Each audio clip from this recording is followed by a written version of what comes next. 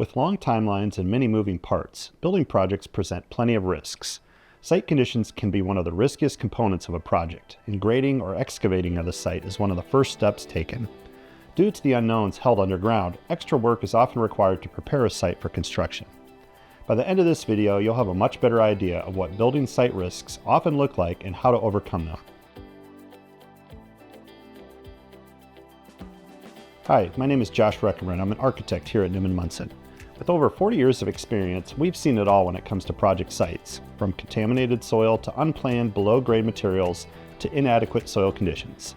The best approach is to consult with the experts, geotechnical engineers, civil engineers, and other third-party consultants who team with your architect in the early stages of a project to mitigate risk. If you're starting a building project, understanding potential site risks is an important early step. In this video, we'll discuss some of the most common building site risks and how to overcome them. Contaminated soil is a common problem with urban building sites. Typically, a first step involves a geotechnical engineer assessing the site and identifying potential risks with this issue.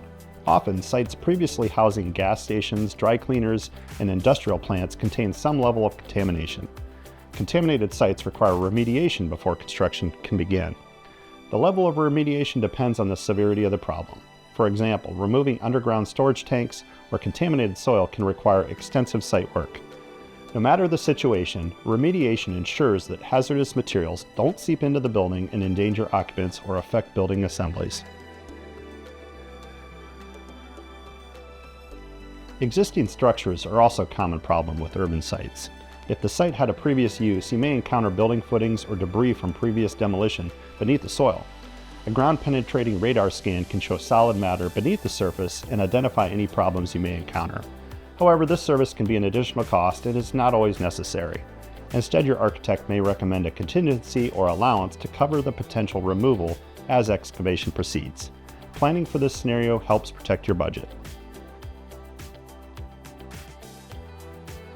While contaminated sites and existing structures are common issues in urban areas, greenfield sites also present risks.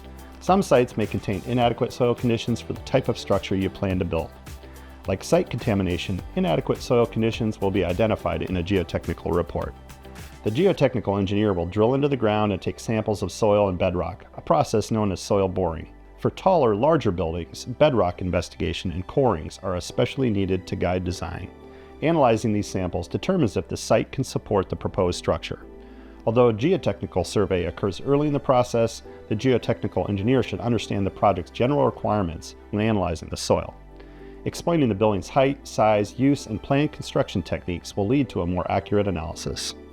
The geotechnical report will also identify soil and clay types within the area.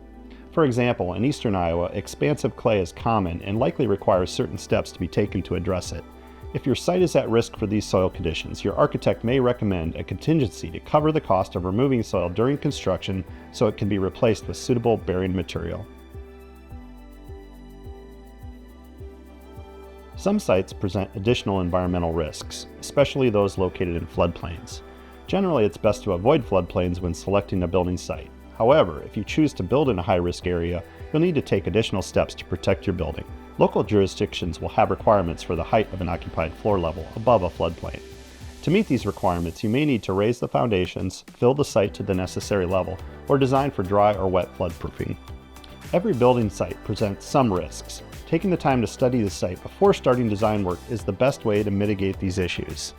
Geotechnical engineers, civil engineers, and ecologists can help identify potential problems, and your architect can help plan contingencies and allowances.